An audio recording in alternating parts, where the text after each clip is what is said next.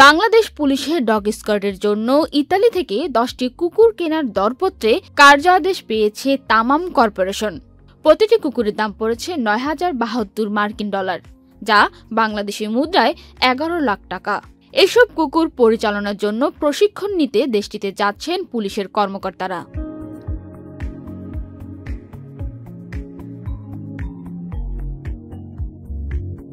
এছাড়া প্রাক জাহাজীকরণের সম্ভাব্যতা যাচাইয়ে যাচ্ছেন পুলিশের 2 জন কর্মকর্তা এবং স্বরাষ্ট্র মন্ত্রণালয়ের একজন প্রতিনিধি।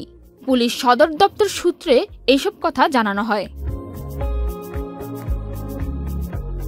গত 14 জানুয়ারি থেকে 27 জানুয়ারি পর্যন্ত মোট 14 দিন এবং 3 জনের 7 দিন দেশটির মাটিতে অবস্থান করবেন। সম্প্রতি স্বরাষ্ট্র মন্ত্রণালয় এই সংক্রান্ত একটি আদেশ জারি করেছে।